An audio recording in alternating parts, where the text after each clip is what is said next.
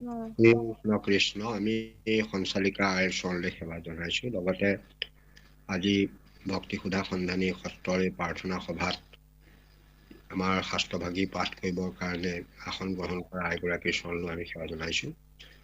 আৰু ভক্তি সুধা সন্ধানী সত্ৰৰ বাপ বান্ধৱ আই মাতৃ সমস্ত লোকসকলকে আমি সেৱা জনাইছো। লগতে বিভিন্ন স্থানৰ পৰা গুগল মিট যোগে ইয়াত অংশগ্ৰহণ কৰিবৰ কাৰণে সংযোগ স্থাপন কৰা সমস্ত বাপ বান্ধৱ আই মাতৃ চৰণলৈ সেৱা জনাই আমি আপোনালোকে যে দায়িত্ব পালন কৰিবৰ কাৰণে আগবঢ়াইছে, আশা কৰিছো আপোনালোকে যেতিয়া আমাক আদেশ কৰিছে সেটাকে আশীৰ্বাদো কৰিব।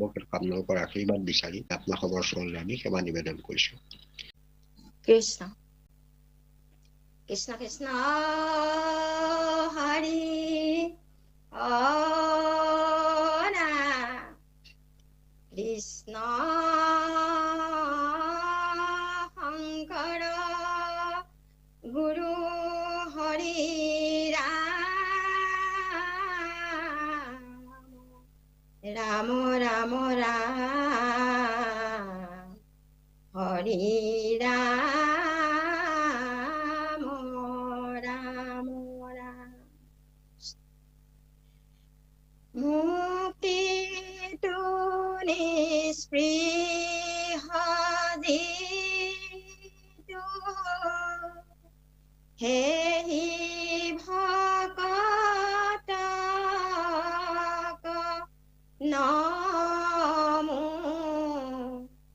ৰসময়ী মাগো ভকতি সমস্ত মস্তকমণি নিজ ভকতৰ বশ ভজো হেন দেৱ যদুপতি যাৰ ৰাম কৃষ্ণ নাম নাৱে ভৱ সিন্ধু তৰি পাৱে পৰ পদ পাপী যত সদানন্দ সনাতন হেনয় কৃষ্ণ সদা উপাসা কৰো হৃদয়ত উপাসা কৰো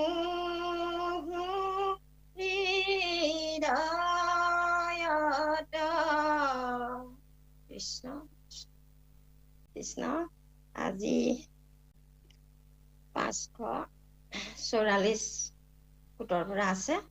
কৃষ্ণ আমি আগবাঢ়িছো। কৃষ্ণ যাদৱ যাদৱ যাদৱ যাদৱ দেৱ তুমি বিনে সুহৃদ বান্ধৱ নাহি কেও কেমনে ভজিবু হৰি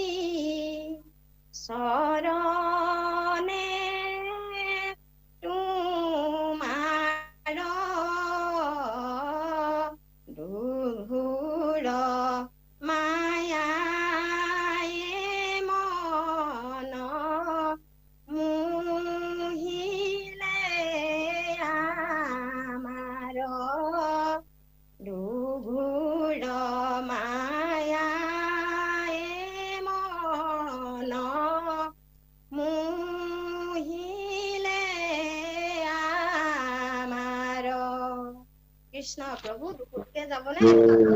কৃষ্ণ কৃষ্ণ কৃষ্ণ। এয়া নিবেদন শিতান আপুনি পাঠ কৰিছে। নিবেদন মানে কেইবাটাও শিতান আছে। নামঘোষাত দুলৰি ছন্দত 4টি নিবেদন আছে, 4টি নিবেদনৰ ঘোষা আছে। পদছন্দত সৰ্বমুঠ 5টা আছে, আপুনি 2টি গাইছে। 5টি নিবেদন শিতানৰ ঘোষা আছে আৰু ঘোষা ছন্দৰ শেষৰ ফালে 7টি নিবেদনৰ হয়, কিন্তু নিবেদনৰ লগত প্ৰাৰ্থনা নিবেদন বুলি সংযোগ কৰা হৈছে। এই 7টি প্ৰাৰ্থনা নিবেদনৰ ঘোষা। নিবেদনটো সাধাৰণতে নিবেদন মানে অতি শ্ৰদ্ধা সহকাৰে কৰা আবেদন। আপোনালোকে পাইছে যে প্ৰাৰ্থনা, আবেদন, নিবেদন এই শব্দবোৰ মানে এইটোৰ লগত সিটো সংগত আছে। আপুনি প্ৰাৰ্থনা কৰিছে কিবা এটা কাৰণে বস্তু দিবলৈ, এখন এপ্লিকেশ্যন লিখিছে, সেই এপ্লিকেশ্যনৰ উপৰি যেতিয়া আপুনি তাত মুখেৰেও কিছু কথা কয়, সেইটোকে তাৰ পৰা আবেদন নিবেদন এইবিলাকত আহি পৰে। এতিয়া ভগৱন্তৰ চৰণত আমি প্ৰাৰ্থনা জনাইছো, সেৱা জনাইছো, ভক্তি কৰিছো, উদ্দেশ্য হৈছে ভগৱন্তৰ কৃপা বিচাৰি। গতিকে নিবেদন ভক্তি একেবাৰে মানে আবেদনৰো এটা উচ্চ স্তৰত নিবেদনক ৰাখিছে। নিবেদন মানে হৈছে যে অতি শ্ৰদ্ধা সহকাৰে কৰা আবেদন। আবেদনৰ ওপৰতো নিবেদনটো ওপৰলৈ আহে, অৰ্থাৎ অতি শ্ৰদ্ধা সহকাৰে যেতিয়া ভগৱন্তৰ চৰণত কিবা আবেদন কৰে সেইটোকে নিবেদন বোলে। ৰাম মালিকা শাস্ত্ৰত নিবেদন সম্পৰ্কে অকণমান লিখিছে, নিলিখাও নহয়। তাত এইদৰে আছে যে ভগৱন্তৰ চৰণত কায় বাক্য মন ধন জন আদি সমস্ত শুদ্ধভাৱে অৰ্পণ কৰি পবিত্ৰ মনেৰে নিবেদন কৰিলেহে হৃদয়ত কৃষ্ণৰ চৰণত একান্ত ভজনা কৰিব পাৰে। সমস্ত অৰ্পণ, কাৰণ অৰ্পণ নকৰাকৈ ভজনা কৰিব নোৱাৰে। সেইকাৰণে সমস্ত মানে ভগৱন্তৰ চৰণত সমৰ্পণ কৰি ভজনা কৰাৰ ব্যৱস্থাটোকে নিবেদন বুলিছে। আৰু সেইটো দিশ ফালৰ পৰা চালে নিবেদন মানে হৈছে অৰ্পণ। অৰ্পণ মানে অকল আমি ভগৱন্তৰ চৰণত অৰ্পণ কৰিবলৈ যাওঁতে নৈবেদ্য অৰ্পণ কৰোঁ, নৈবেদ্যটো অতিৰিক্ত বস্তু, কিন্তু আপোনাৰ শৰীৰত থকা কেইটামান বস্তু ভগৱন্তৰ চৰণত অৰ্পণ কৰিব লাগিব। আপোনাৰ কায় বাক্য মন, এই কায় বাক্য মনৰ লগত জড়িত গৃহ ধন জন যি য'ত আছে সমস্তখিনি আপুনি ভগৱন্তৰ চৰণত মানে অৰ্পণ কৰি ভগৱন্তৰ কৃপা বিচাৰিলে তেতিয়া ভগৱন্তৰ চৰণ হৃদয়ত প্ৰকাশিত হ'ব। তেতিয়া সেই ভগৱন্তৰ চৰণত আপুনি যদি সেৱা জনায় তেতিয়াহ'লে আপুনি তাৰ সুফল লাভ কৰিব পাৰিব। সেইকাৰণে নিবেদনটো এটা ভক্তিৰ বিশেষ অংশ, অৰ্থাৎ আবেদনক বিশেষভাৱে অৰ্পণৰ লগত জড়িত কৰিলে সি নিবেদন হৈ পৰে। আবেদন কৰিছে লগতে আকৌ অৰ্পণ, দুইটা আবেদন যোগ অৰ্পণ দুইটা লগ লাগি হ'ল নিবেদন। ইয়াত এই নিবেদনৰ ঘোষা কেইটা ইয়াত এগৰাকী আৰম্ভ কৰিছে। যাদৱ আমাৰ খনত আছে যাদৱানন্দদেৱ, আগত আছিল যাদৱদেৱ। কথা একেটাই, যাদৱানন্দ বুলি ক'লেই কৃষ্ণক বুজায় আৰু যাদৱ বুলি ক'লেও কৃষ্ণকে বুজায়। যেনে কৃষ্ণ হ'ল যদুকুলৰ শিৰোমণি। যদুকুলটো আপোনালোকে জানে যে যদুকুলৰ আহি পেলাই সুৰযদুপতি আছিল যদুকুলৰ এজন মহন্ত বিজ্ঞ লোক আছিল সুৰযদুপতি। সেই সুৰযদুপতিৰ পুত্ৰ আছিল মানে বসুদেৱ, আৰু বসুদেৱৰ পুত্ৰ হ'ল দৈৱকীনন্দন কৃষ্ণ। সেইকাৰণে তেওঁক যাদৱানন্দ বুলি কোৱা হয়। তেওঁ ইয়াত এই গোটেই কথাটো কৃষ্ণক উদ্দেশ্য কৰি কৈছে, যাদৱদেৱ তুমি বিনে সুহৃদ বান্ধৱ নাহিকে, অৰ্থাৎ তোমাৰ বাহিৰে মোৰ সুহৃদ আৰু বান্ধৱ আৰু কোনোৱেই নাই। কাৰণ কৃষ্ণক এইকাৰণে সুহৃদ বান্ধৱ বোলা হৈছে, কৃষ্ণ আপোনাৰ হৃদয়ত আছে, কৃষ্ণ আপোনাৰ মনত আছে, কৃষ্ণ আজি আপোনাৰ গোটেই শৰীৰত কৃষ্ণৰ প্ৰকাশিত হৈ আছে। পুৱা গধূলি আপুনি কৃষ্ণ চাৰিওফালে যদি আপুনি চাই সমস্ত জগতত কৃষ্ণ সৰ্বব্যাপক হৈ আছে। সেইকাৰণে মহাপুৰুষ মাধৱদেৱে এটা এটি ঘোষাত কৈছে যে কৃষ্ণ নিজ ইষ্টদেৱ আত্মা প্ৰিয়তম গুৰু, সুহৃদ সুদৰ বন্ধুজন কৃষ্ণে মোৰ গতিমতী, কৃষ্ণ ভকতিৰতি কৃষ্ণ পায় নিমজ কমন। সেইকাৰণে কৃষ্ণ হ'ল আমাৰ সকলোৰে সুহৃদ, সকলোৰে বান্ধৱ আৰু সকলোৰে প্ৰিয়তম। তেওঁৱেই আমাৰ হৃদয়ত থাকি সুবুদ্ধি দিছে, তেওঁৱেই আমাৰ জীৱন যাত্ৰা পথত বান্ধৱ হিচাপে থাকি আমাক বিপদৰ ভাগি নকৰাকৈ, সমস্যাত পৰিবলৈ নিদিয়াকৈ, কোনো অসুবিধা নোহোৱাকৈ চলাই লৈ ফুৰিছে। আৰু সেইকাৰণে তেওঁক ইয়াত যাদৱ যাদৱ যাদৱ আপুনি দেখিলে 4 বাৰ যাদৱ কৈছে, অৰ্থাৎ 4টা ক্ষেত্ৰতে তেওঁ আমাৰ জীৱন যাত্ৰাৰ সহযোগী। 4টা ক্ষেত্ৰত মানে আপুনি দেখিছে যে এটা কথা হ'ল আমাৰ হৃদয়ত থাকি তেওঁ আমাৰ পৰামৰ্শ দিছে। তেওঁ ভগৱন্ত আছে কাৰণে মই কথা কৈ থাকিব পাৰিছোঁ, শাস্ত্ৰ ব্যাখ্যা কৰিব পাৰিছোঁ। আৰু সেইজন ভগৱন্ত আছে কাৰণে মই জীৱনী শক্তি লাভ কৰিছোঁ, মই জীয়াই থাকিব পাৰিছোঁ, উশাহ নিশাহ ল'ব পাৰিছোঁ, চকুৰে দেখিব পাৰিছোঁ, কাণেৰে শুনিব পাৰিছোঁ, শৰীৰৰ অংগ পতংগ বিভিন্ন কাম কৰিব পাৰিছে। এনেকৈ সেই কাৰ্যসিতাৰে সময় কৰিছে। আৰু সেইজন আছে কাৰণে আমি জীৱন যাত্ৰাত কোনো আসোহা নোহোৱাকৈ, অসুবিধা নোহোৱাকৈ আমি সংসাৰ যাত্ৰাত বিভিন্ন ক্ষেত্ৰত আগবাঢ়ি যাব পাৰিছোঁ। আৰু সেইজনে আছে কাৰণে আমাৰ শেষত জীৱন যাত্ৰাত গৈ তেওঁৰ চৰণত আমি লয় হ'ব পাৰিম, বা অৰ্থাৎ চৰণত তেওঁ আমি সেৱা কৰিবলৈ সুবিধা পাম সৰ্বক্ষণে।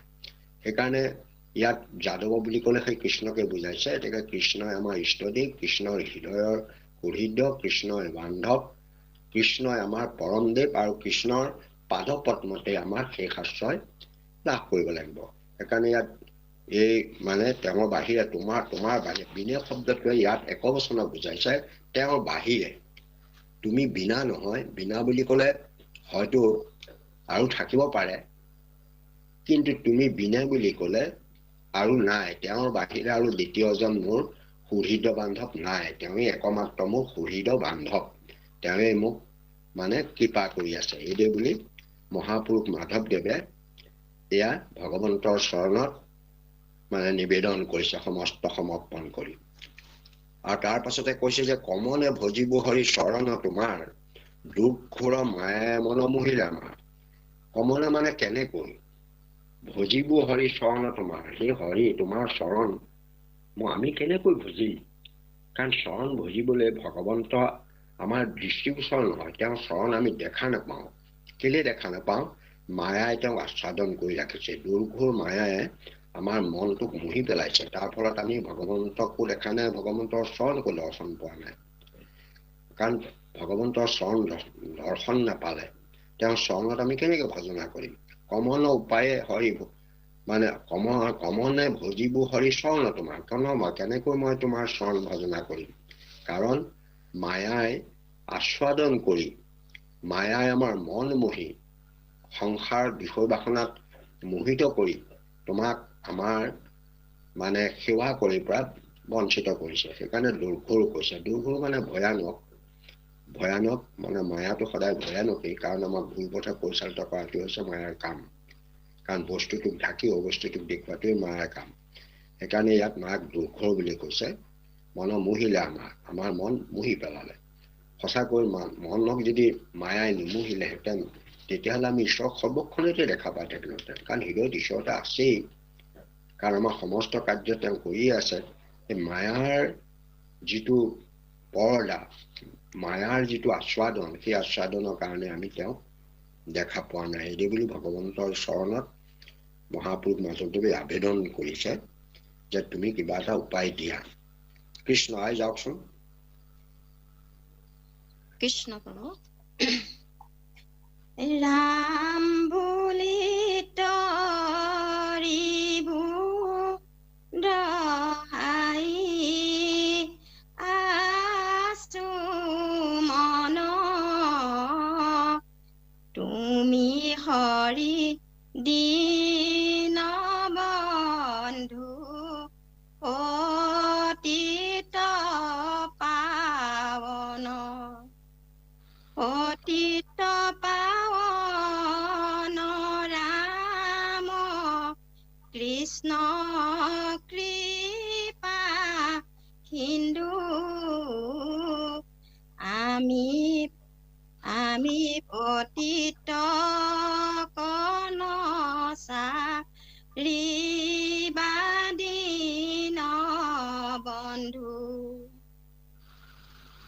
হে হৰি মোৰে প্ৰাণ জীৱন মুৰাৰী অনাথৰ নাথ ভকতৰ ভয় হাৰি অনাথৰ নাথ ভকতৰ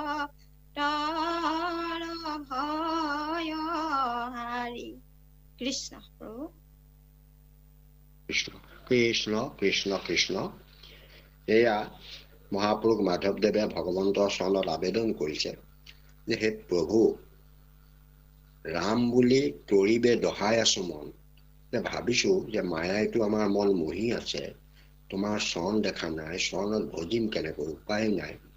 তথাপিতো মনতে ভাবিছো, কাৰণ তোমাৰ পৰম মংগল নাম, সেই নামেৰে তোমাক দৰ্শন দিয়াব পাৰিব, সেই নামৰ নাম লৈ তৰিব পাৰিম বুলি মনতে ভাবি লৈছো। যে ৰাম বুলি তৰিবে দহাই আছো মন, দহাটো দৃঢ় কৰি আছো যে ৰাম নাম লৈ মই তোমাৰ পৰম মংগল মই ৰামকৃষ্ণ নাম লৈ মই তৰিব পাৰিম, এইদে বুলি মনটোত স্থিৰ কৰি লৈছো। তাত আকৌ তুমি কৃপা নকৰিলেতো নহব।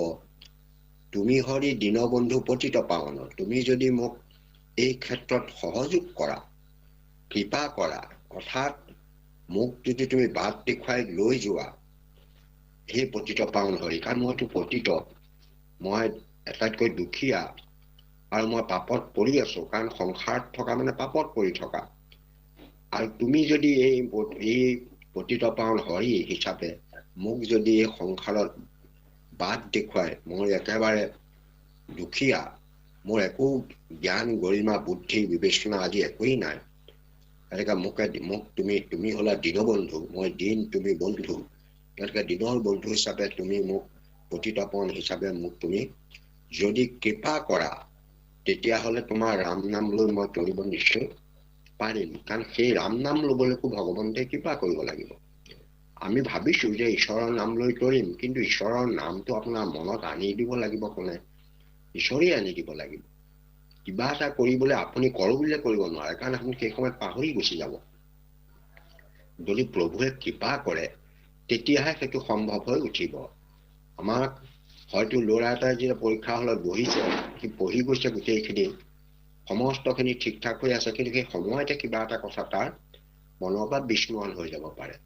যদি ঈশ্বৰৰ ওপৰত তাৰ বিশ্বাস থাকে, তেতিয়াহ'লে দেখিব ঈশ্বৰে তাক সেই কথাকেইটা স্মৰণ কৰাত সুবিধা কৰি দিব। গতিকে আমাকো ভগৱন্তৰ দীনবন্ধু হিচাপে তেওঁ আমাক যদি, আমি মহাপতিতত পৰি আছো আৰু তেওঁ পতিতাবন হিচাপে আমাক এই পাপৰ পৰা উদ্ধাৰ কৰি যদি কৃপা কৰে, তেতিয়াহ'লে তেওঁ ৰাম নাম লৈয়ে আমি তৰিব নিশ্চয় পাৰিম। তোমাৰ চৰণ নেদেখিলো, তোমাক দৰ্শন নাপালো, নিশ্চয় তোমাক মানে ভজিব পাৰিম তোমাৰ নাম লৈ, এইদে বুলি মাধৱ পুৰুষে কৈছে।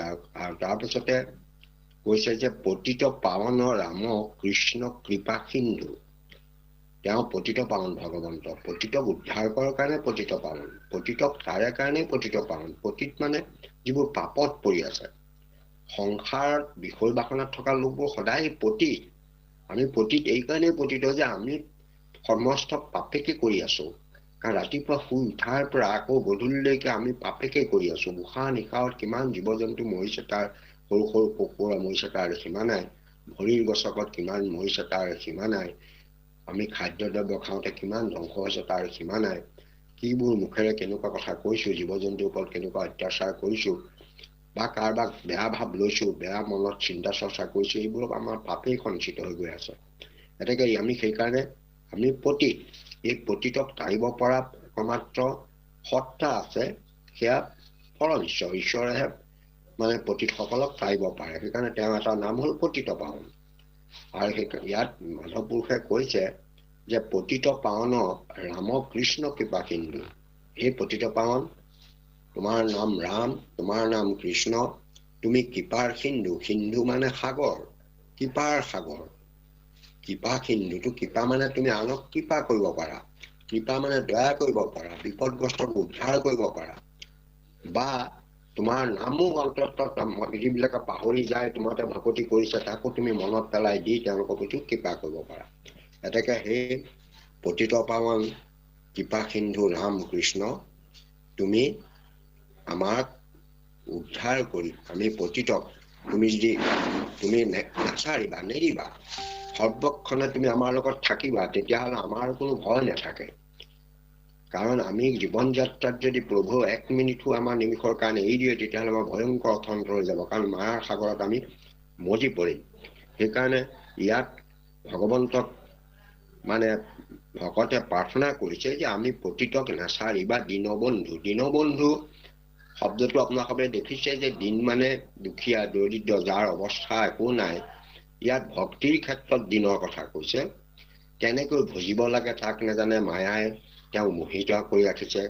কোনো ভক্তি প্ৰণালী নাজানে, সেৱা কৰিব লাগে তেনেকৈ তাকো একো উপায় নাজানে, স্তুতি মান্যতিও একো নাজানে, কোনো ধৰণৰ তেওঁৰ মানে ভগৱন্তক ভক্তি কৰাৰ কোনো উপায় যিজনে নাজানে সেইজনেই দিন।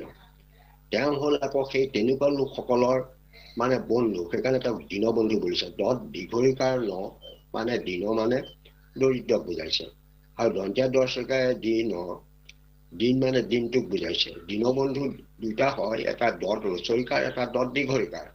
দত ৰচৰিকাৰ দীনবন্ধু বুলি ক'লে সূৰ্যক বুজায়। সূৰ্যটোৰ আন এটা নাম দীনবন্ধু, দিবাকৰ বুলি কয়, দীনমণি বুলি কয়।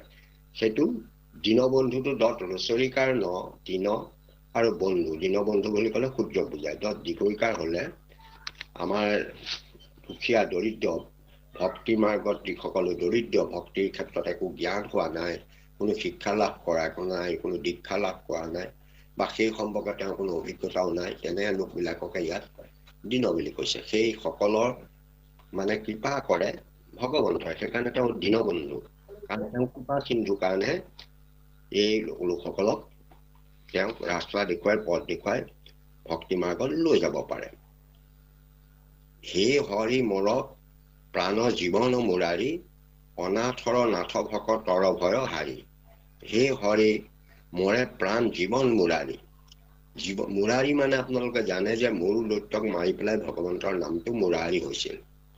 মৰু নামৰ দৈত্য তেওঁ নিধন কৰিছিলে, তাৰ কাৰণে সেইকাৰণে তেওঁৰ নাম মুৰাৰী। কাৰণ সেই নামবিলাক গুণনামী কাৰণে যে তেনেকুৱা অসুৰ বা তেনেকুৱা মহাপ্ৰতাপী দস্যু বা দৈত্য দানৱ এইবিলাকক বধ কৰি ভগৱন্ত একো একোটা নাম লাভ কৰিছিল, সেই নামবিলাকো গুণনামতে পৰে।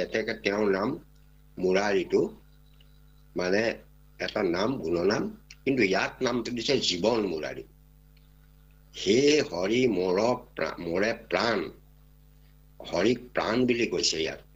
হে হৰি তুমি মোৰ প্ৰাণ স্বৰূপ আৰু মোৰ জীৱনৰ গৰাকী, অৰ্থাৎ জীৱনত যদি কোনোবা আসুৰিক বৃত্তি আহিব খোজে, জীৱনত যদি কিবা প্ৰভাৱ বিস্তাৰ কৰিব বা মৰু দানৱৰ নিচিনাকৈ আমাৰ যদি কোনোবা মায়া মোহে যদি আমাক জীৱন যাত্ৰাত যদি বাধাৰ সৃষ্টি কৰিব খোজে, সেইবিলাক তুমি নিৰাময় কৰিব পাৰা। এতিয়া জীৱন মুৰাৰী সেইকাৰণে হৈছে কাৰণ আমি যাত্ৰা কালত, জীৱন যাত্ৰাৰ কালত আমি বহুতো অসুবিধাৰ সন্মুখীন হওঁ। আমাৰ ঈশ্বৰ ভক্তিৰ ক্ষেত্ৰত আমি ভক্তিত আগবঢ়াৰ ক্ষেত্ৰতো বাধা দিবই, কাৰণ হৰি ভক্তিৰ পৰা আঁতৰাই ৰাখিবৰ কাৰণে যম কাল মায়া কলি এইবিলাকে সদায় প্ৰচেষ্টা কৰি থাকে। কলিৰ চেষ্টা আছে যে হৰি ভক্তি নকৰক, তেতিয়াহে তেওঁৰ প্ৰভাৱটো খুটুৱাব পাৰিব। গতিকে আমাক সেইবিলাকৰ পৰা ৰক্ষা কৰি আমাৰ জীৱন কালটোক ৰক্ষা কৰি প্ৰভু ভগৱন্তই ভক্তি মাৰ্গত আগবাঢ়ি যোৱাত সহায় কৰে। সেইকাৰণে তেওঁক জীৱন মুৰাৰী হিচাপে ইয়াত কোৱা হৈছে। আৰু অনাথৰ নাথ ভকতৰ ভয় হাৰি, তেওঁক আমিবিলাক সকলোৱে অনাথ, কাৰণ আমি নাথ নাই। যাৰ নাথ নাথাকে, গৰাকী নাথাকে, ৰক্ষা কৰোতা নাথাকে, প্ৰভু নাথাকে, সেইজনকে অনাথ বুলি কয়। কাৰণ আমাৰ যদি গৰাকীবিহীন হৈ যায়, যেনেকৈ এজনী গৰু বা এটা হাতী বা এটা মহ বা এটা জীৱ জন্তু যদি গৰাকীবিহীন হৈ যায়, জীৱ জন্তু এটাৰ কোনো মালিক নাথাকে, তেতিয়াহ'লে তাৰ যেনেকে জীৱন যাত্ৰাত বহুত অসুবিধা হ'ব, খাবলৈ নাপাব, মানে শান্তিৰে থাকিব নোৱাৰিব, সুবিধা নহ'ব, এই সমস্যাবিলাকত আহি পৰিব। গৰাকীবিহীন কোনো বস্তুৰে কোনো ধৰণৰ স্থিৰতা নাথাকে বা গৰাকীবিহীন হ'লে কাৰো কোনো শান্তি নাথাকে। সেইকাৰণে আমি যদি সংসাৰ যাত্ৰাত সুকলমে অতিক্ৰম কৰিব লাগে তেতিয়াহ'লে আমি কাৰোবাক গৰাকী হিচাপে ল'বই লাগিব, কাৰোবাক প্ৰভু হিচাপে ল'বই লাগিব। সেইকাৰণে নাথ থাকিবই লাগিব। নাথ হ'ল আমাৰ জীৱন যাত্ৰাত সৰ্বক্ষণে আমাক পথ দেখাই লৈ যোৱা সত্তা। যেনেকৈ গুৰু নহ'লে কোনো শিষ্যই জ্ঞান লাভ কৰিব নোৱাৰে, তদ্ৰূপ নাথ নহ'লে, গৰাকী নহ'লে এজন ভকতে কেতিয়াও ভক্তিৰ ক্ষেত্ৰত আগবাঢ়ি যাব নোৱাৰে। সেইকাৰণে আমি সকলোৱে অনাথ, আমাৰ নাথবিহীন, আমাৰ গৰাকী নাই। কিন্তু ভগৱন্ত হ'ল সকলোৰে গৰাকী হ'ব পৰা যোগ্যতা থকা সত্তা। সেইকাৰণে ভগৱন্তক ইয়াত অনাথৰ নাথ বুলি কৈছে আৰু ভকতৰ ভয়হাৰী বুলি কৈছে। আমাৰ ভকতৰ বিভিন্ন ভয় আছে সংসাৰ যাত্ৰাত। আপোনালোকে পাইছেই, জম, কাল, মায়া, কলি, এইবিলাকে আমাক সদায় ভয় খুৱাই থাকেই। সংসাৰ যাত্ৰাত যাতে আমি বিশৃংখল হৈ পৰোঁ, আমি যাতে আগবাঢ়ি যাব নোৱাৰোঁ, ভক্তি মাৰ্গত আগবাঢ়িব নোৱাৰোঁ, এইবোৰ বাধাৰ সৃষ্টি কৰে। গতিকে সেই বাধাবিলাকে আমাৰ ভয়ৰ কাৰণ হৈ পৰে। গতিকে সেই ভয়বিলাক নিৰাময় কৰা একমাত্ৰ সত্তাটো হৈছে ভগৱন্ত বস্তু। কাৰণ তেওঁ আমাৰ হৃদয়তে আছে, হৃদয়ত থাকি আমাৰ মনত সাহস দি, হৃদয়ত থাকি আমাক ভয় ভাৱখিনি নিৰাময় কৰি সংসাৰ যাত্ৰাত যাতে সুকলমে আগবাঢ়িব পাৰোঁ তাৰ প্ৰতি প্ৰভুৱে কৃপা কৰে। সেইকাৰণে ভগৱন্ত ভকতৰ ভয়হাৰী বুলি কৈছে। ভকতৰ তেওঁ যিকোনো প্ৰকাৰে ভয় হৰণ কৰে। ভয়টো হৃদয়ত হয়, এটা হৃদয়ত তেওঁ আছে। সেইকাৰণে সেই ভয় নিৰাময় কৰি ভকতক ভক্তিৰ ক্ষেত্ৰত যাতে আগবাঢ়ি যাব পাৰে তাৰ প্ৰতি কৃপা কৰে। কৃষ্ণ আই যাওকচোন। কৃষ্ণ প্ৰভু। এতিয়া আছে প্ৰশংসা। কৃষ্ণ। শ্ৰীৰাম নামত ৰতি মিলিল যাহাৰ, সিটো ভাগ্যৱন্তে পাইলে সংসাৰৰ পাৰ। হৰি গুণ ভকতৰ কৰ্ণৰ ভূষণ, যিটো সদা লয়ে নাম সিহি মহাজন, যিটো সদা লয়ে নাম সিহি মহাজন। কৃষ্ণ। কৃষ্ণ কৃষ্ণ। এয়া প্ৰশংসা। প্ৰশংসা মানে শলাগ লোৱা। আমি কাৰোবাক যেতিয়া ভাল কাম এটা কৰে তেতিয়া তেওঁক আমি প্ৰশংসা কৰোঁ। সাধাৰণ অৰ্থত ক'লে প্ৰশংসা মানে শলাগ লোৱা। এই নিন্দা যে কৰোঁ, আমি নিন্দা কৰাৰ বিপৰীত শব্দটো হৈছে প্ৰশংসা। কাৰোবাক আমি নিন্দা কৰিছোঁ কিবা এটা কাম নকৰাৰ কাৰণে, আৰু কোনোবা এটাই ভাল কাম কৰাৰ কাৰণে প্ৰশংসা কৰিছোঁ। সেইকাৰণে প্ৰশংসা নামৰ পটলো মহাপুৰুষ মাধৱদেৱে নামঘোষা শাস্ত্ৰত সন্নিৱেশ কৰিছে।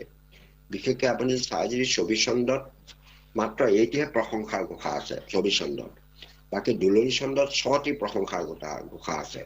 এই পদচণ্ডত এইখিনি 14টি পাব আপোনালোকে। ইয়াত এই পদচণ্ডত 14টি ঘোষা পাব। ইয়াৰ পদচণ্ড লেচাৰী চণ্ডত মাত্ৰ আকৌ এটি ঘোষাহে পোৱা যায়। গতিকে আমি এই প্ৰশংসাৰ মানে প্ৰয়োজন এইখিনিতে আছে। কোনোবা এজনে ভাল কাম কৰিলে যদি আমি প্ৰশংসাসূচক বাক্য নকৰোঁ তেতিয়াহ'লে তেওঁ উৎসাহিত নহ'ব। সেইকাৰণে প্ৰশংসা কৰাৰো প্ৰয়োজন আছে।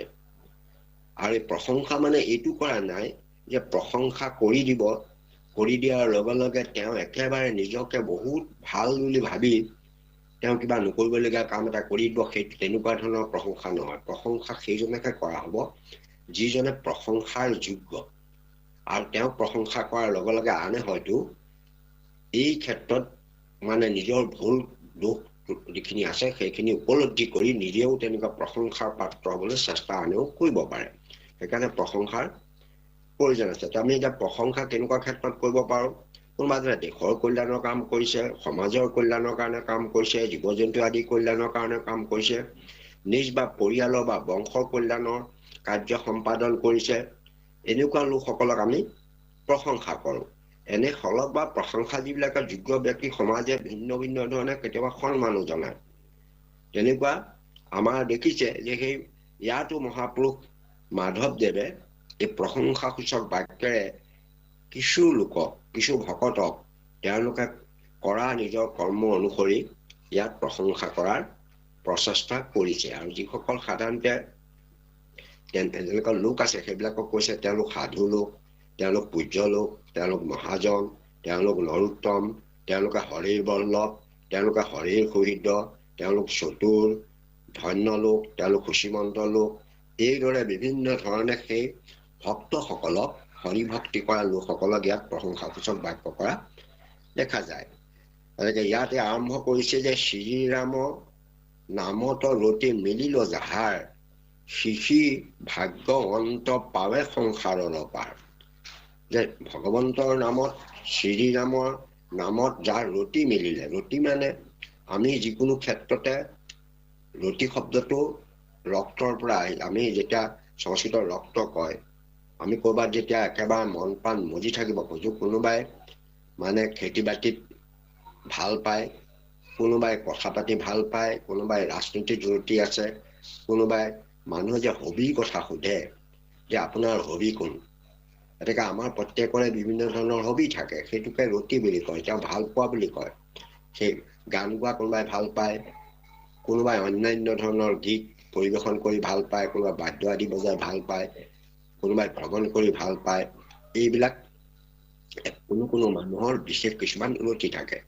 কিন্তু ইয়াত গুৰুত্ব দিছে যে শ্ৰী ৰাম নামত যদি, ৰাম নাম লোৱাত যদি কাৰোবাৰ ৰুচি মিলিছে, অৰ্থাৎ তেওঁ সেইটোহে কৰি ভাল পায়, নাম লৈহে ভাল পায়, কোনোবা এজন লগ পালেও নামৰ কথাহে পাতিব খোজা, নামৰ চিন্তা কৰিহে ভাল পায়, ক'ৰবাত নাম হলে তালৈ অন্যান্য কাম মানে এৰি পেলাই তালৈ তেওঁ গতি কৰে নাম শুনিবৰ কাৰণে, নামৰ প্ৰতি শ্ৰদ্ধাশীল ব্যক্তি হৈ পৰে, তেতিয়া সেইজন মিলিল যাহাৰ, যিজনৰ হ'ল, যিজন লোকে তেওঁক প্ৰশংসা কৰিছে যে শ্ৰীৰামৰ নামৰ প্ৰতি যাৰ ৰতি বাঢ়িলে, ৰতি মিলিলে, সেইজনক ভাগ্যৱন্ত বুলি কৈছে। শিশি ভাগ্যৱন্ত পাৱে সংসাৰৰ পাৰ, সেইজন ভাগ্যৱন্ত মানুহ। আমিতো কওঁ আমি ভাগ্য চাওঁ মানুহৰ, আমাৰতো ৰাশিফল চাই থাকো যে আজি মোৰ কিবা ভাগ্য আছে নে নাই, কিন্তু ইয়াত শাস্ত্ৰৰ মতে ঈশ্বৰৰ নামৰ প্ৰতি যাৰ ৰতি বাঢ়িছে সেইজনকে ইয়াত ভাগ্যৱন্ত বুলি কৈছে, ভাগ্যৱান মানুহ তেওঁ, কাৰণ তেওঁ নাম লবলৈ বিচাৰিছে। কাৰণ ভাগ্যক এইকাৰণে কোৱা হৈছে কাৰণ সংসাৰৰ পাৰ পোৱাতে ডাঙৰ কথা, সংসাৰলৈতো আহিলোৱে, আৰু আমি সংসাৰলৈ আহিলো আৰু সংসাৰ পালোৱেই গোটেইবোৰ। গতিকে ইয়াৰ পাছত এই সংসাৰৰ পৰা ওলাই যোৱাটো, পাৰ পোৱাটোহে আটাইতকৈ ডাঙৰ কথা। সমুদ্ৰত নামিলো, নমাৰ পাছত এই সমুদ্ৰৰ পৰা উঠি আকৌ পাৰ পাই উঠি যাব পৰাটোহে মূল কথা। সেইকাৰণে সংসাৰৰ পাৰ অৰ্থাৎ সংসাৰ তৰিব পৰাৰ উপায়টো তেওঁ লাভ কৰিলে, সেইকাৰণে তেওঁক ভাগ্যৱান বুলি কৈছে, যে তেওঁ ভাগ্যৱান লোক, কাৰণ তেওঁ ৰাম নামৰ প্ৰতি, শ্ৰীৰামৰ নামৰ প্ৰতি তেওঁ ৰতি মিলিলে, অৰ্থাৎ সেইখিনি কৰিবলৈ, তেওঁ ৰাম নাম লবলৈ তেওঁ ব্যগ্ৰ হৈ থাকে, সেইটো শুনিবলৈ ইচ্ছা কৰে, সেইফালে যাবলৈ বিচাৰে, কোনোবা ফালে ক'ৰবাত নাম লৈছে সেইফালে কাণখন দি তেওঁ শুনে, শুনি ভাল পায়, সেইকাৰণে সেইটোকে ৰতি বুলি কৈছে। যিকোনো মানুহৰ নিজৰ নিজৰ একোটা অভিৰুচি থাকে, সেইকাৰণে সেই যিসকলৰ অভিৰুচিটো ঈশ্বৰৰ নামত আছে সেইসকলকে ভাগ্যৱন্ত লোক বুলি মহাপুৰুষে ঘোষণা কৰিছে।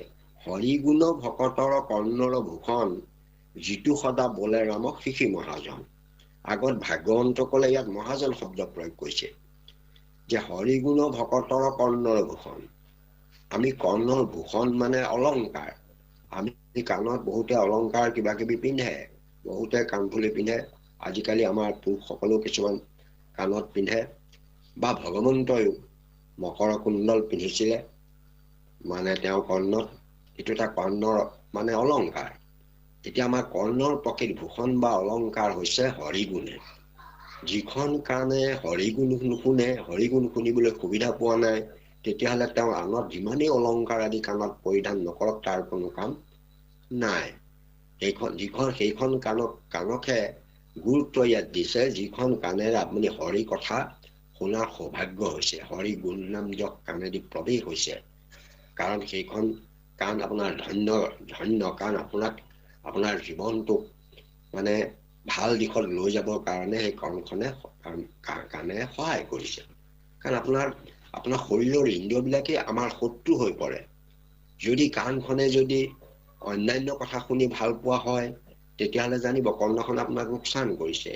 কৰ্ণই যদি হৰিগুণ শুনি ভাল পায়, ঈশ্বৰৰ নাম শুনি ভাল পায়, তেতিয়াহ'লে জানিব যে কৰ্ণখনে আপোনাক সুমংগল কঢ়িয়াই আনিছে, অৰ্থাৎ আপোনাৰ জীৱনটো সুন্দৰ কৰি গঢ়ি তোলাত সহায় কৰিছে। আৰু যদি চকুৱে যদি বিভিন্ন দৃশ্য চাই, ৰূপ যৌৱন আদি সৌন্দৰ্য আদি চাই ভাল পাই, জানিব তেতিয়াহ'লে তাৰ পৰা আপোনাৰ চকুটোৱে লোকচানহে কৰিছে, কাৰণ সেইবিলাক আপুনি মজি থাকিব। যদিহে ভকতক দৰ্শন কৰি ভাল পাইছে, ভকতৰ সংগ দৰ্শন কৰি পাইছে, ভকতক মানে চৰণ সেৱা কৰি ভাল পাইছে, সমস্ততে যে ঈশ্বৰ বুদ্ধি দেখিছে, কিবা জন্তু সমস্ততে যে আপুনি চকুৰে কিবা এটা দেখিছে, সিফালৰ পৰা দেখিছে, চৰাই এটা দেখিছে, আপুনিও যদি তাৰ হৃদয়তে ঈশ্বৰ আছে বুলি মনতে ভাবিছে, সেইটো দৰ্শনে আপোনাক কিন্তু উপকাৰ কৰিব। গতিকে আমাৰ কৰ্ণৰ ভূষণ হিচাপে ইয়াক কোৱা হৈছে যে ভগৱন্তৰ গুণ নাম যশ যিজনে কাণেদি সৰ্বক্ষণে শুনিবলৈ প্ৰয়াস কৰিছে, তেতিয়াহ'লে সেইটো কাৰণে তেওঁ কাণৰ ভূষণ হিচাপে কাম কৰিব। যিটো সদা বলে ৰাম শিশি মহাজন, যিজনে সদায় ৰাম নাম লৈ থাকিব পাৰে, সেইজনক মহাজন বুলি কৈছে। মহাজন মানে দোকানী বেপাৰী এইবিলাকক মহাজন কোৱায়। মহা মানে ডাঙৰ, জন মানে গৰাকী, ইয়াত মহাজন মানে মহাপুৰুষকে কৈছে। তেওঁ মহান ব্যক্তি, তেওঁ মহান মানে তেওঁ মহন্ত। মহাজন শব্দটোৰ সমাৰ্থক হ'ল মহন্ত, সজ্জন মানে গুণী জ্ঞানী, এনেকুৱা অৰ্থত প্ৰয়োগ কৰিছে, সেইজনক মহাজন বুলিছে। এনেকৈ আমি যিসকলে ঈশ্বৰৰ নামৰ প্ৰতি প্ৰিয় হৈছে, সদায় ঈশ্বৰৰ নাম শুনিবলৈ চেষ্টা কৰিছে, সেইজনক ইয়াত মহাপুৰুষ মাধৱদেৱে মহাজন হিচাপে কৈছে। প্ৰথমতে ৰাম নামৰ প্ৰতি ৰতুৱা যোৱা ভাগ্যৱন্তসকলে ইয়াত এই মহাজন বুলি মহাপুৰুষে প্ৰকাশ কৰিছে। কৃষ্ণ আই যাওকচোন।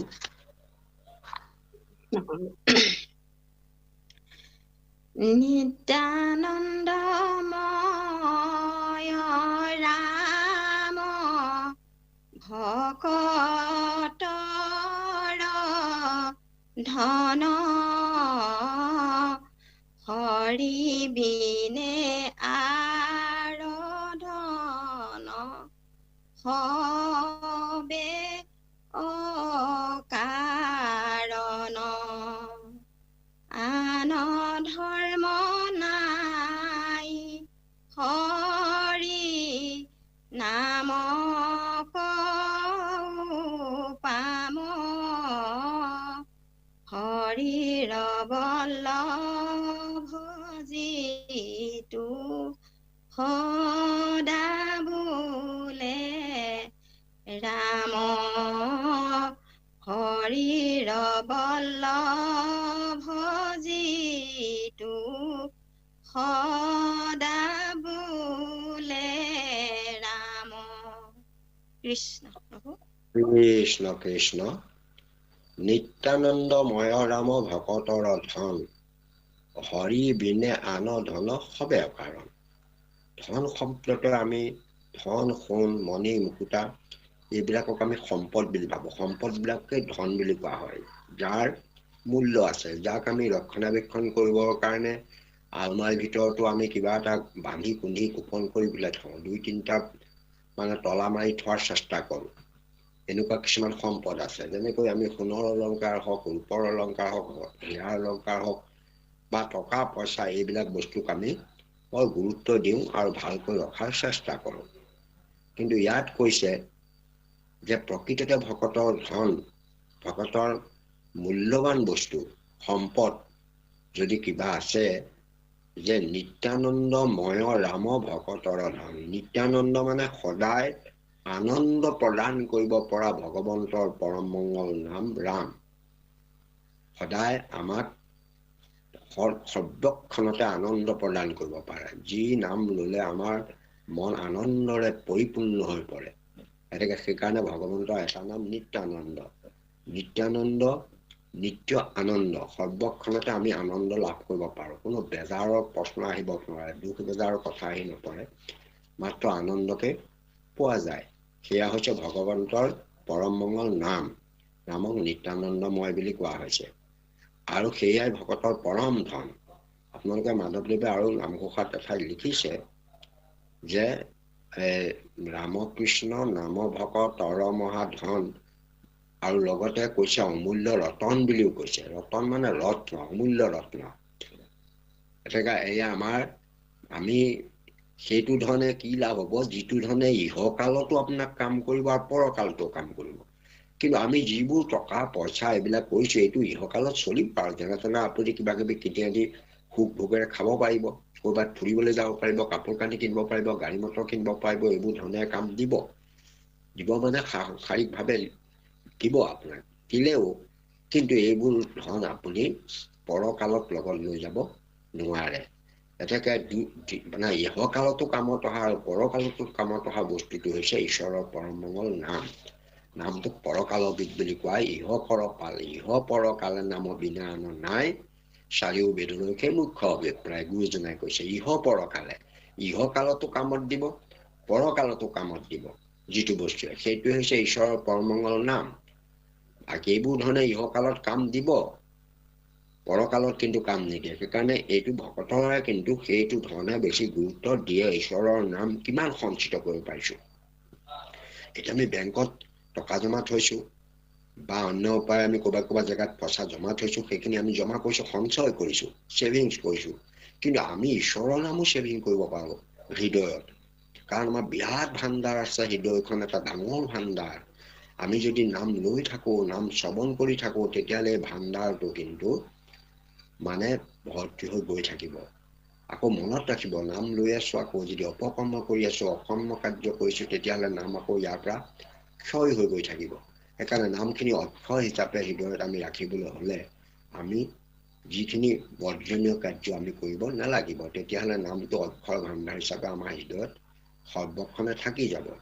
আপোনালোকে পেন ড্ৰাইভ দেখিছে, অকণমানি পেন ড্ৰাইভ এটাই বিশাল বিশাল কথাবিলাক ইয়াক সঞ্চয় কৰি ৰাখি দিব পাৰে, পেন ড্ৰাইভটোৱে। ঠিক তেনেকে ইয়াতো মানে অকণমানি হৃদয়খনত আমাৰ ভগৱন্তৰ নাম আমি যিমানেই ভৰাই থাকোঁ, ইয়াত সঞ্চয় হৈ গৈ থাকিব, কোনো অসুবিধাৰ সৃষ্টি নহয়। যিমান নাম ল'ম, অন্য বস্তুৱে আপুনি কোনোবা এটা বস্তুত কিবা ভৰালে হয়তো সি মানে আৰু মানে বেছি ভৰাব নোৱাৰা এটা অৱস্থা হ'ব। কিন্তু হৃদয়ত নামৰ আপুনি যিমানেই ভৰাই সিমানেই ই কেতিয়াও মানে ইয়াত উকলিয়াই নিদিয়ে। অৰ্থাৎ আপুনি নাম লৈয়ে থাকিব পাৰিব, নাম ইয়াত সোমাই গৈ থাকিব পাৰিব। সেইকাৰণে নাম সঞ্চয় কৰাৰ এটা ব্যৱস্থা আমাক ভগৱন্তৰ হৃদয়খনত দিছে, আৰু সেই নাম ভাণ্ডাৰ হিচাপে হৃদয়ত থাকে। আমি সেই নাম আনকো শুনাব পাৰোঁ, প্ৰকাশ কৰিব পাৰোঁ। গতিকে আমি নাম লোৱাৰ চেষ্টা কৰিব লাগিব, কাৰণ নাম ভকতৰ ধন, হৃদয়ত থাকি যাব। ইহকালতো সেই নামে আপোনাক সৰ্বক্ষণতে সহায় কৰিব, পৰকালতো আপোনাৰ যাত্ৰা পথৰ সহায় হ'ব, এইবুলি ইয়াত কৈছে। আৰু হৰি বিনে আন ধন সবে অকাৰণ। বাকীবোৰ অকাৰণ মানে কোনো কাৰণ নথকা, কাম কৰিব নোৱাৰে। হৰিৰ বাহিৰে অন্য ধনে আপোনাক একো সহায় কৰিব নোৱাৰে। হয়, কাৰণ প্ৰকৃত যিটো কাৰ্য সেইটো সম্পাদন কৰিব নোৱাৰিব। গতিকে নাম ধনকহে ইয়াত গুৰুত্ব দিয়া হৈছে। আপোনালোকে দেখিছেই আমাৰ শৰণ বাক্যত নাম ধন দিয়া মোকে কিনা বন মালি। গতিকে ভগৱন্ত হেনো ভকতক নাম দি পেলাইহে ভকতক কিনি লয়। গতিকে নামহে তেওঁ দিব পাৰে, কাৰণ তেওঁ নামৰ গৰাকী। নামৰ গৰাকী প্ৰভু ভগৱন্তক, সেই নাম প্ৰভু ভগৱন্তৰ নাম যদি আমি লৈ সঞ্চিত কৰোঁ, তেতিয়া ভগৱন্তও বন্দী হৈ যাব হৃদয়ত আহি। দুইটাকে পাম, নামো পাম আৰু নামিকো পাই যাম আমি। সেইকাৰণে ভকতৰ কাৰণে নাম ধনতকৈ শ্ৰেষ্ঠ ধন নাই, বা কিবা অকাৰণ বুলিছে। এতিয়া আন ধৰ্ম নাহি হৰি নামক উপাম, হৰিৰ বল্লভ যিটো সদা বলে ৰাম। বল্লভ মানে হৰিৰ, বল্লভ হয় মানে হৰিয়ে যাক তেওঁৰ চৰণত আশ্ৰয় দিয়ে, মানে হৰিয়ে যাৰ প্ৰতি কৃপা প্ৰৱশ কৰে, হৰিৰ যাৰ প্ৰতি মানে সন্তোষিত হয়, হৰিয়ে যাক সহায় কৰিবৰ কাৰণে সৰ্বক্ষণে সাজু হৈ থাকে। সেইকাৰণে হৰিৰ বল্লভ হোৱাটো কম কথা নহয়। হৰিৰ কৃপা পোৱাটো কম কথা নহয়। গতিকে যিজনে ঈশ্বৰৰ নাম লৈ থাকে তেওঁ অন্য বাদ দি, কাৰণ অন্য সকলো ধৰ্ম হৰি নামৰ লগত কোনো তুলনা নহয়, আমি তুলনা কৰিব নোৱাৰো। নামৰ অপৰাধ আপোনালোকে পাইছে, ধৰ্ম হোমব্ৰত তীৰ্থত স্নান যতেক আছে মহাযজ্ঞ দান, তাকো কৰে নামত হৰি, কতনো যান্তনা ভুজিবে বৰি। হৰি মানে সমান, তুলনা, ইয়াত উপমা মানে হৰি নামৰ লগত তপ জপ যাগ যজ্ঞ পূজা পেটল আদিক যদি সমান কৰিবলৈ যোৱা যায়, তুলনা কৰিবলৈ যোৱা যায়, তেতিয়াহ'লে বোলে সেইটো এটা নামৰ অপৰাধত পৰে। সেইকাৰণে ইয়াতো সেইটো কথাটোকে কৈছে যে আন ধৰ্ম নাহি হৰি নামক বাম, হৰিৰ বল্লভ যিটো সদা বোলে ৰাম। তেওঁ হৰিৰ বল্লভ হৈ যাব যদি সদায় তেওঁ ৰাম নাম লৈ আছে, তেতিয়া লৈ থাকিলে, কাৰণ নাম যিয়েই লয়, যিটো নামলৈ হৰি তাৰে হয়, ই কোনো ৰহস্য বৰ। এতিয়া ঈশ্বৰৰ নাম লোৱাজন হৰিও সেই নামৰ লগতে সদায় থাকিব, যেই নাম সেই কৃষ্ণ জানা নিষ্ঠ কৰি নামৰ লগতে থকা আপুনি শ্ৰী হৰি। সেইকাৰণে হৰি বল্লভ তেওঁ হৈ পৰে, এয়া কৈছে। যাওকচোন কৃষ্ণ। কৃষ্ণ নাম সদায়ে আনন্দে যিটো ধৰে, বংশ সমে তৰয় হৰিকো বৈশ কৰে, হৰি গুণ গাৱে যিটো কৰিয়া নিশ্চয়, হৰি কহু হৃদ পাৱে মৃত্যু কোন হয়, হৰি কহু হৃদ পাৱে মৃত্যু কোন হয়। কৃষ্ণ কৃষ্ণ কৃষ্ণ কৃষ্ণ। ইয়াত এগৰাকীয়ে গাইছে যে ৰামকৃষ্ণ নামক আনন্দে যিটো ধৰে, বংশ সমেত তৰয় হৰিকো বৎস কৰে।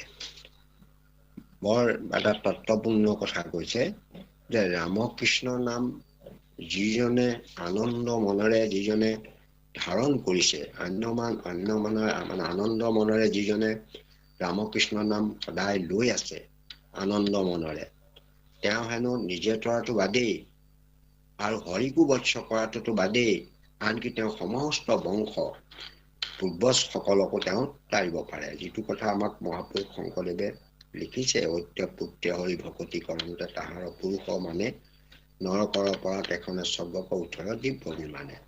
গতিকে সেইসকলকো তাৰিব পাৰে। এনেও গৌড় পুৰাণৰ শাস্ত্ৰটো কৈছে, তাবৎ ভ্ৰমন্তি পিতৰা পিণ্ড তৎপৰা যাৱৎ বোলে বিষ্ণু ভক্ত পুত্ৰ নৈ পূজায়। যেতিয়ালৈকে বিষ্ণু ভকত বংশত জন্ম নহয়, তেতিয়ালৈকে হেনো তেওঁ বংশৰ উপৰিপুৰুষসকল হেনো সংসাৰ চক্ৰত পিণ্ড বিচাৰি হেনো ঘূৰি ফুৰে।